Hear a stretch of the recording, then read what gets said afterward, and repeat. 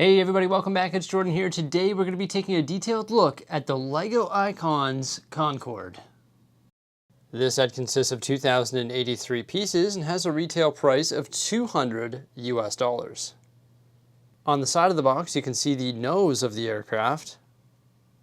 This is a LEGO model of the world's most famous supersonic commercial passenger aircraft, and it is absolutely massive. It measures 102 centimeters or 40 inches long. It does have some moving features as well, which look to be powered by some Technic components that run the full length of the aircraft. I'm super excited to dive into this build, so let's crack open the box and check out the contents.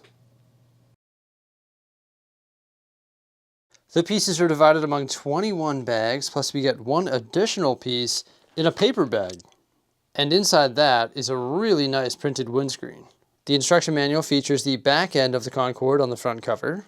Within the first few pages, you can learn about the Concorde. And included in that is all the different features of the aircraft, which we're going to see in this LEGO version.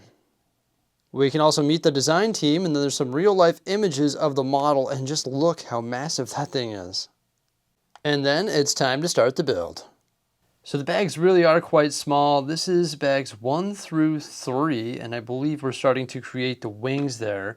We've also embedded some Technic components into the body of the aircraft, but those Technic pieces are really well concealed inside.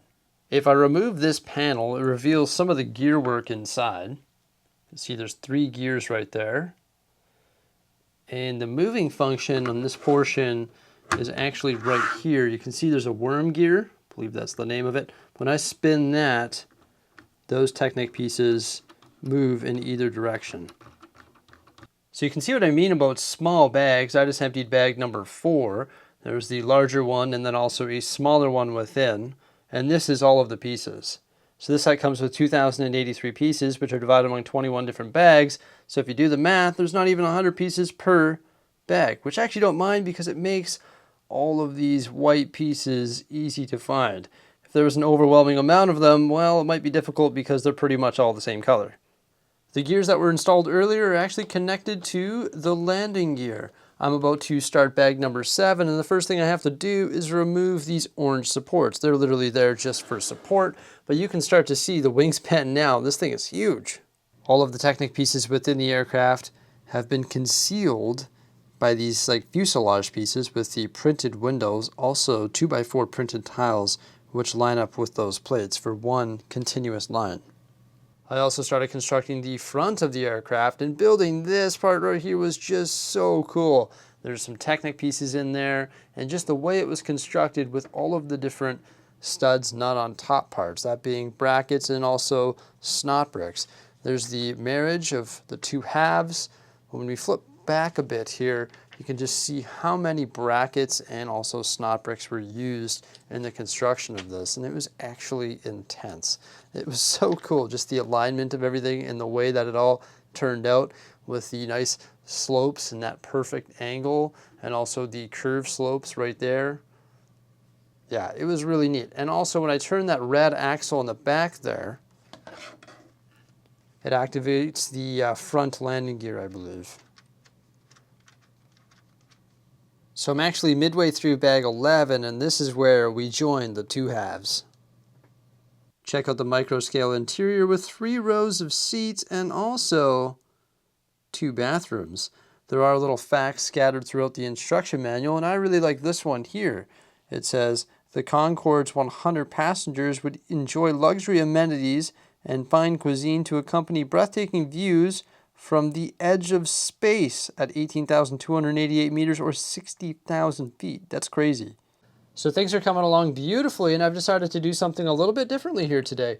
I actually went ahead in the instruction manual and I sort of partly built a bunch of stuff just because I'm so blown away by the construction of this set. It's actually crazy. So we've got our thrusters right here. There are 2 of them. Check out all the part usage on that just to give them the right color and texture and just design. And those are going to attach to the underside of the aircraft. And then we have the back, or tail, I guess I'll call it, of the aircraft. Look at that. That angle is awesome. I've decided to leave the panel off just so we could feature that because that is so neat. I put the panel on the other side where we have a nice 1x6 printed tile there. But yeah, that just looks so cool. Like, look at all the different part usage to get that angle. Absolutely mind-boggling. And then we have the nose of the aircraft as well. It's partly constructed once again. You can see all the snot bricks within.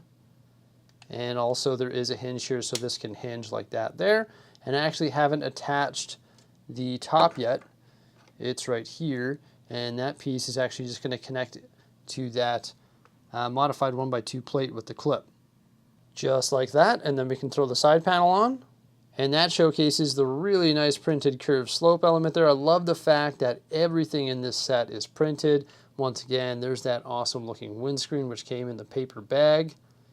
And then there's also a secondary printed windscreen as well.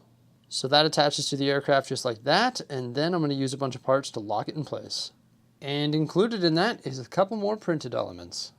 And the engines are very easily attached. You can see some open clips there. They're just going to pop on like that there. And on the underside of the aircraft, you can see that I've added some landing gear. So I installed the tail, and check this out, everybody. It's actually so cool. You rotate the cones on the back, and the landing gear will be deployed. Not only the back landing gear, but also the front landing gear. I think it's so neat that the Technic elements run through the entire plane, like all the way from the tail, all the way to the nose or front landing gear. That is just so cool. Sometimes this wheel here, I've noticed, gets stuck, but you just gotta turn it like that. That is just so cool. Really happy to see it in action. Of course, it's sort of awkward on my desk here because it's super long, and of course we don't have the stand built for it yet. But with that said, you do not need the stand to support the plane. The landing gear can support it, no problem. So there's 2 more bags to go. What's the Concorde currently missing? Well, the stand and the dorsal fin. Before I construct those 2 things, I just want to talk about something quickly. I don't know if it's just me, but I think some of these white elements are off color, specifically the large bricks. It's just sort of getting to me. There's the stand, and we're saving the best print piece for last. It's a 4x8 reddish brown inverted tile with all the specifications of the Concorde. And of course it supports the model perfectly. What I really like about the stand is it's really classy. The black and gold print detailing on the specifications plaque really pops. I love the reddish brown, sort of represents wood, right? Also the arches going up into the underbelly of the aircraft. What's interesting about it is it's all system built. There is no Technic components found within the stand. And look at this thing. It just puts it at the perfect angle. It is absolutely massive. Once again, over 1 meter long, and the stand really just takes it over the top. Here's the pointed nose of the aircraft. Really like the use of these cone elements. And once again, this can actually hinge downward.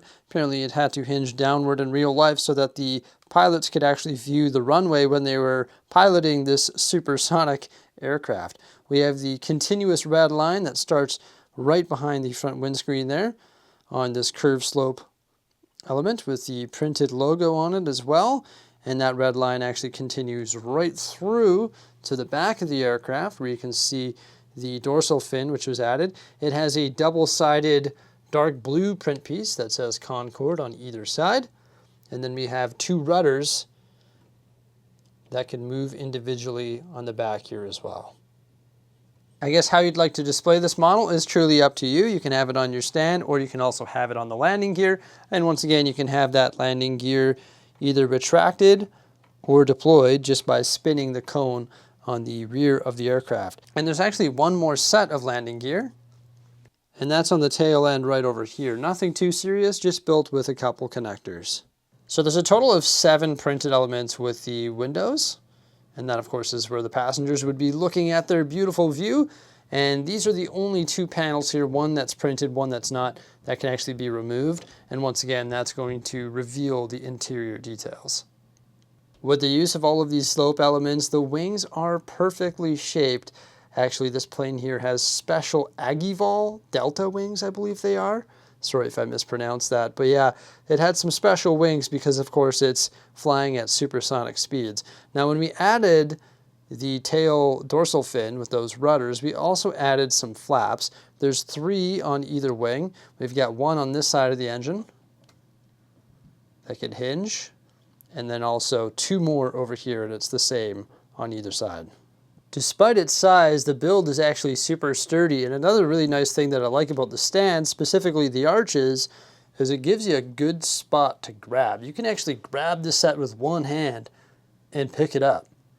And when I pick it up, you can see the underside of the engines. I think that would be an air intake right there, but there's really nicely detailed, and I also really like the detailed landing gear. So I'm actually pretty eager to try something. I've got another large Lego aircraft. Why don't we put them side by side?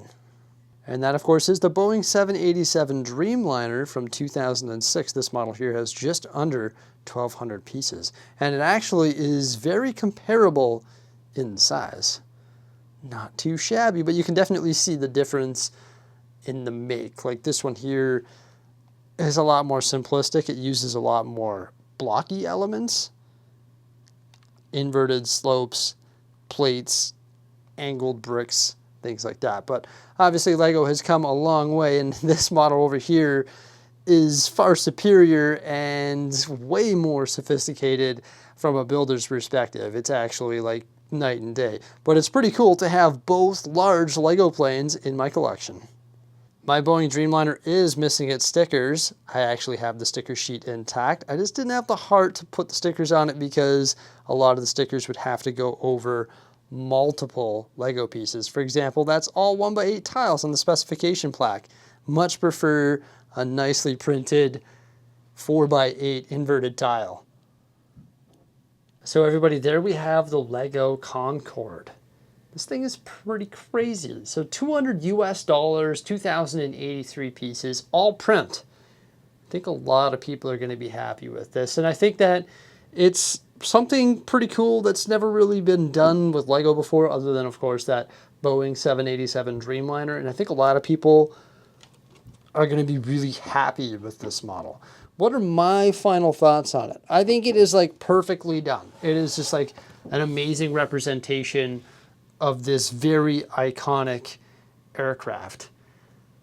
But it's 1 meter long. Where are you going to put this thing? It's absolutely huge.